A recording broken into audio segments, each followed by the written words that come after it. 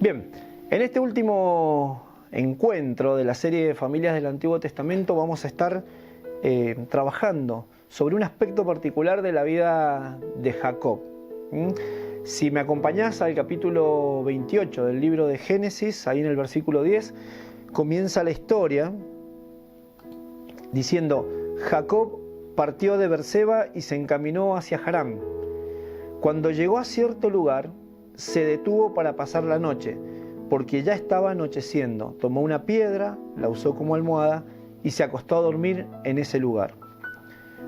Allí soñó que había una escalinata apoyada en tierra y cuyo extremo superior llegaba hasta el cielo. Por ella subían y bajaban los ángeles de Dios.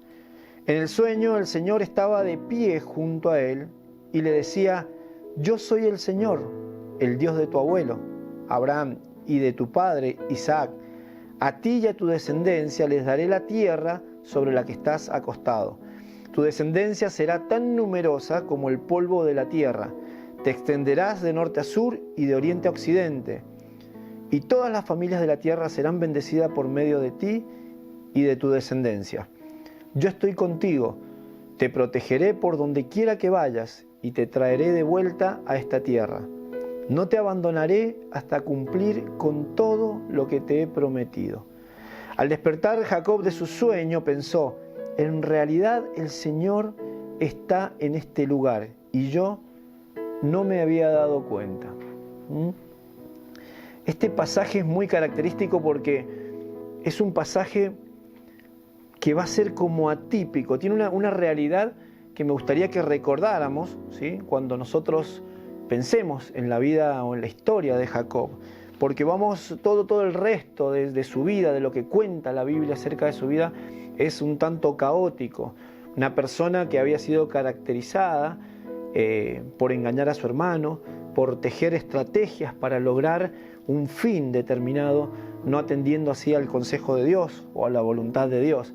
Eso se ha trasladado como un drama generacional a su vida, y en todo el proceso y en todo el crecimiento de su historia nosotros vamos a ver este mismo elemento, el engaño en todas sus relaciones, en las relaciones con su suegro, en las relaciones con sus esposas, siempre, e incluso hasta con sus mismos hijos, se va dando un patrón de mentira, de engaños y de estrategias humanas para poder llegar a cumplir con lo que cada uno de estos personajes anhelaba o tenía como objetivo.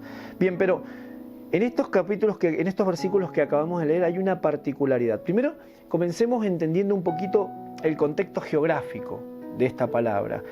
Jacob acaba de dejar su casa, el lugar de su casa, por dos motivos. Primero, porque estaba siendo perseguido por su hermano Esaú, porque lo quería matar, porque lo había engañado, porque en sus tratos, en las trampas que había hecho, se había quedado no solo con su primogenitura, sino también se había quedado con su bendición.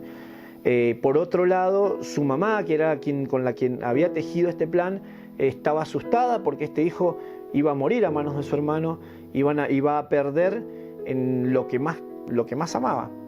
Y por otro lado, su madre también le había indicado que no quería que tuviese esposas en el lugar donde estaban en ese momento, sino querían que su esposa estuviera alejada de las tribus cananeas. Así que Jacob sale con dos propósitos: uno, huir, ¿sí?, por el desastre que había quedado en su hogar, y el segundo es por cumplir un objetivo.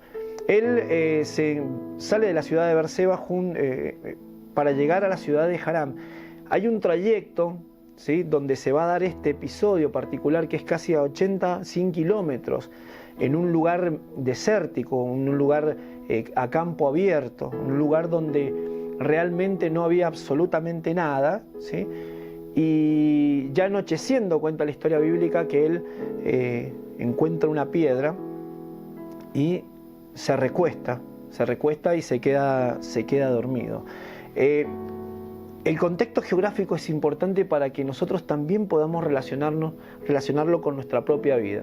Ese contexto geográfico abandonado de nuestra parentela, buscando un objetivo, es el lugar donde muchas veces nosotros como familia nos encontramos viviendo o experimentando. Sabemos que somos una familia que cree en Dios, pero todavía estamos atacados o envueltos en nuestras propias formas de vivir, en nuestros propios planes, en nuestros propios desiertos, ¿sí? Relacionaba este suceso, este episodio donde dice que él buscó una piedra y ahí recostó su cabeza para dormir. Y digo, no hay mejor lugar para encontrar a Jesús, ¿sí?, que en los desiertos. Nosotros pensamos muchas veces que tenemos que encontrar al Señor, tenemos que encontrarnos en una relación con Dios cuando estamos al 100%, cuando estamos dinámicos, efectivos, productivos dentro de la iglesia. Y acá la historia bíblica nos está comentando que este lugar donde se está dando este episodio es en un desierto. Y así como decía Jesús que el Hijo del Hombre no tenía dónde recostar su cabeza, ¿sí?, así se está dando en este momento. Jacob no tenía dónde recostar su cabeza, un escenario propicio para tener un encuentro con Dios. No solamente el contexto geográfico nos está mostrando una posición, un relieve, un paisaje, sino nos está mostrando también cómo puede estar hoy nuestro corazón en nuestra vida, en el medio de un desierto, sin nada a qué aferrarnos, quizás decepcionados por las cosas que hemos hecho, por todo lo que ha pasado en nuestro hogar, y quizás también un poco desconcertado al no poder cumplir o persiguiendo un objetivo que jamás llega. Jacob estaba en el medio del desierto, a 100 kilómetros de la ciudad de Beerseba. Ahí había anochecido y él estaba recostando su cabeza. Un buen lugar para encontrar al Señor en el medio de nuestros propios desiertos. Luego dice que él comenzó, se durmió y dice, allí soñó que había una escalinata apoyada en la tierra y que cuyo extremo superior llegaba hasta el cielo. Por ella subían y bajaban los ángeles de Dios.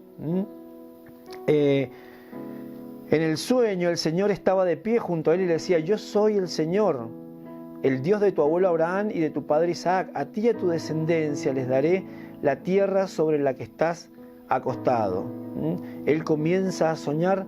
Hay algo que en ese momento está pasando, y es que tiene una visión de que realmente en su sueño Dios estaba acercándose a él como una forma de protección, como una forma de recordar realmente en ese momento, en ese lugar, que Dios existía, que Dios estaba para él. Perseguido, quizás solo, porque en unos versículos, un capítulo más adelante, dice que solamente él salió con su bastón, es decir, no tenía posesiones de ningún tipo. Nada mejor que en ese momento, o nada más gozoso en ese momento que poder encontrarte en una realidad con el Señor, así sea a través de un sueño, y saber que Dios estaba renovando la promesa a Jacob. Dice que él le dice, tu descendencia será tan numerosa como el polvo de la tierra, te extenderás de norte a sur y de oriente a occidente, y todas las familias de la tierra serán bendecidas por medio de ti y de tu descendencia. Qué loco es poder entender esto cuando sencillamente o solo tenés en tu mano un cetro, un bastón, ¿sí? Y tu vida está despojada de riquezas, y no solamente de las riquezas materiales, sino aparte de todo otro tipo de bendición. Como decíamos recién, perseguido, desolado, y Dios te recuerda la promesa. Es ahí en nuestros desiertos, como decíamos recién, ahí donde vos no tenés dónde recostar tu cabeza en paz, donde Dios te busca, donde Dios quiere entablar una nueva relación contigo. Es ahí en el desierto donde Dios está presente, donde Dios está activo para comenzar a encontrarse con vos. Pero el suceso en el cual nosotros nos vamos a centrar hoy, el punto clave de este relato es cuando no es lo que Dios le dice, no es la promesa que se vuelve a activar en esta tercera generación, en el nieto de Abraham. El punto clave, el punto cúlmine de este mensaje es en el capítulo 15, en el capítulo 16, en el versículo 16, donde dice, al despertar Jacob de su sueño pensó, en realidad el Señor está en este lugar y yo no me había dado cuenta. Qué real para nosotros. Fíjate que el punto principal no es en el sueño ni en la promesa activa de Dios de bendecirte, de que tengas una vida próspera, de que tengas una vida en plenitud, que eso existe desde que Dios hizo un pacto con Abraham. El punto no es ese. El punto tampoco está situado en el medio del desierto, donde has quedado varado quizás en este momento. El punto está en darnos cuenta que Dios está. Hasta ese momento, Jacob había tenido una relación con el Dios de Isaac. Él había tenido una relación como muchos de nosotros solemos tener, una relación en conocer que Dios existe, pero porque lo conocimos en una iglesia, porque es el Dios de nuestros padres, porque nuestra familia cree en Dios, porque en realidad de eso se trata, que sea cristiano, que tenga que tener un Dios, ¿sí? Pero lo que está haciendo el relato bíblico es mostrarnos que Dios está, que nosotros tenemos que despertar a una relación con Dios. Nosotros podemos tener un Dios, conocer un Dios, saber lo que hace Dios en la historia de nuestros hermanos, en la historia de nuestra familia, pero la clave en el mensaje este es saber que Dios está, es poder despertar a una realidad de un Dios presente. Jacob está diciendo, en realidad el Señor está en este lugar y yo no me había dado cuenta. Muchas veces en el trajín de nuestra vida, en los problemas, en nuestros dramas generacionales, nosotros no tenemos esa capacidad de poder despertar y decir, Dios está conmigo, es hora de que revierta mi historia, es hora de que realmente comience a confiar en un Dios que está presente cuando me acuesto, cuando estoy haciendo la comida, cuando me voy al trabajo, cuando viajo en el micro. Cuando estás afuera, quizás regando las plantas, cuando estás hablando con un vecino, es un Dios presente. Jacob no había comprendido que realmente el Dios de su padre Isaac era un Dios que quería relacionarse con él. Si bien las historias familiares fueron un fracaso, salvo la historia de Abraham, quien realmente murió lleno de bendiciones, no solamente materiales, sino también espirituales, en relación con Dios, en paz y en plenitud, sino que las otras historias fueron realmente dramas generacionales, ¿sí? Dramas que se fueron replicando una y otra vez. Pero aún así, Dios, el Dios presente, estaba diciéndole a Jacob, acá estoy. Y lo que viene luego de este relato es que él entiende que no solamente este Dios está en su vida, sino que también está en su contexto geográfico, en su contexto cultural, en su contexto histórico. Dios es el Dios de Isaac, es el Dios de Jacob, pero también es tu Dios, es el Dios en el 2020, es el Dios que quiere activar la promesa en tu vida, es el Dios que quiere que esos dramas generacionales no se sigan repitiendo una y otra vez en la vida de tus hijos, en la vida de tus nietos, y que está dispuesto a trabajar con vos, a trabajar en tu vida, a trabajar en tu familia, para que vos puedas descubrir esos planes que Él tiene de bendición, esos planes que Él tiene de bien. Jacob, por lo que conocemos a través de su palabra, parece que en mucho caso no hizo a esta historia. Fíjense en el relato, continúa diciendo en el versículo 17, dice, y con mucho temor añadió, qué asombroso es este lugar, es nada menos que la casa de Dios, es la puerta del cielo. A la mañana siguiente Jacob se levantó temprano, tomó la piedra que había usado como almohada, ¿sí? Ahí donde se había encontrado con el Señor, la erigió como una estela y derramó aceite sobre ella. En aquel lugar había una ciudad que se llamaba Luz, pero Jacob le cambió el nombre y le puso Betel, que significa la casa de Dios. Luego Jacob hizo esta promesa, y acá viene la caída nuevamente. Si Dios me acompaña y me protege en este viaje que estoy haciendo, y si me da alimento y ropa para vestirme, y si regreso sano y salvo a la casa de mi padre, entonces el Señor será mi Dios. Y esta piedra que yo erigí como pilar será casa de Dios, y de todo lo que Dios me dé, le daré la 10ª parte. El Dios que está no es un Dios para negociar. El Dios que está, cuando vos te encontrás con el Dios presente, con el Dios que quiere vivir una experiencia con vos, no es un Dios con el cual vos puedas negociar.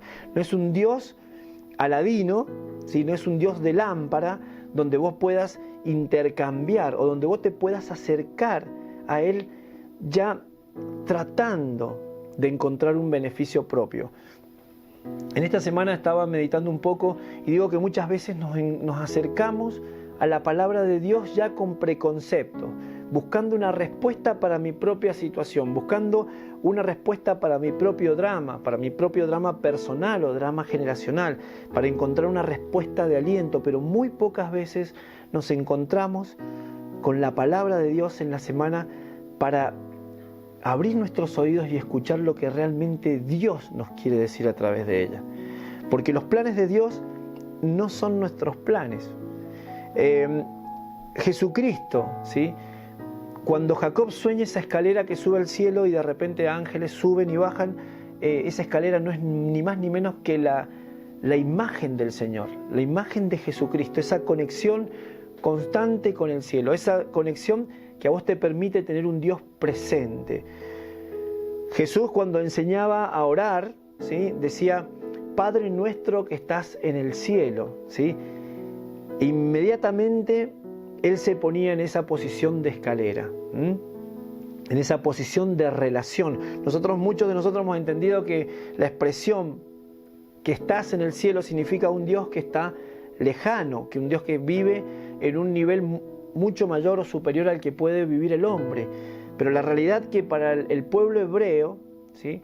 La palabra cielo significaba absolutamente todo lo que nosotros podíamos ver, observar y vivir. El aire que llenaba tu casa, el aire que llena las plazas, el aire que llena la ciudad, el aire que llena el mundo, es el lugar de estadía de Dios, es el cielo. No es el cielo que nosotros vemos allá, los planetas, y muchas veces decimos: Dios está en el cielo. Dios está en el cielo. Dios es un Dios presente que está absolutamente rodeándonos, habitando en todos los lugares donde nosotros estamos. Vamos cerrando con esta idea: Dios es un Dios presente. ¿Qué es lo que tenemos que hacer para nosotros revertir nuestra situación personal, nuestro drama generacional? Sencillamente detenernos y entender que Dios está para iniciar una vida nueva, a través de la oración, a través de la Escritura, a través de la iglesia. Bien, cerramos con este personaje, con Jacob. Tenemos que en las semanas vos puedas estar repasando el mensaje, revisando los textos bíblicos y explorando un poquito más acerca de cómo terminó la vida de este personaje Jacob, el Dios de Jacob, el Dios de Isaac y el Dios de Abraham.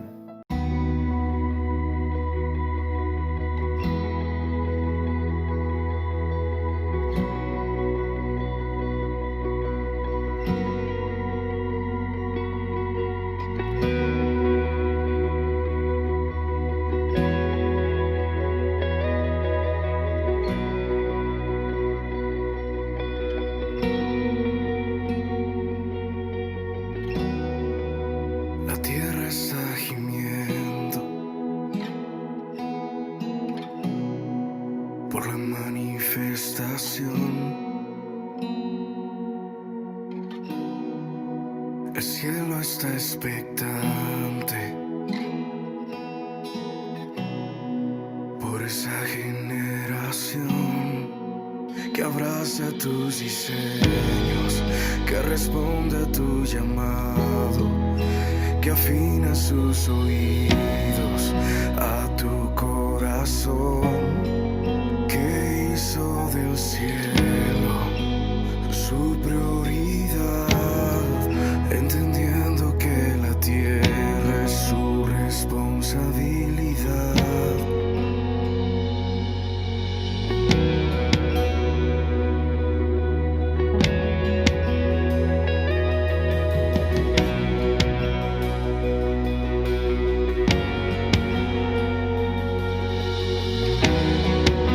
La tierra está gimiendo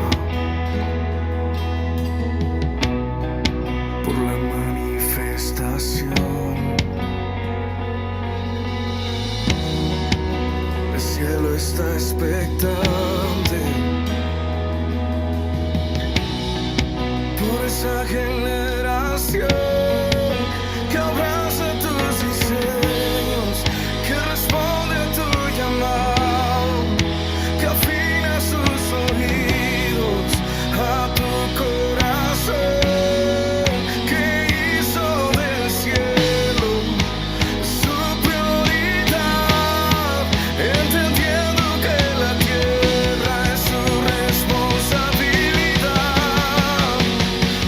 Aquí en la tierra, como en el cielo, venga tu reino y haz tu voluntad. Aquí en la tierra, como en el cielo, venga tu reino y haz tu voluntad. Que abraza tus diseños, que responde a tu llamado, que afina sus oídos a tu corazón, que hizo del cielo su prioridad, entendiendo que la tierra es su responsabilidad. Aquí en la tierra, como en el cielo, venga tu reino y haz tu voluntad. Aquí en la tierra, como en el cielo, venga tu reino y haz tu voluntad. Aquí en la tierra, como en el cielo, venga tu reino y haz tu voluntad.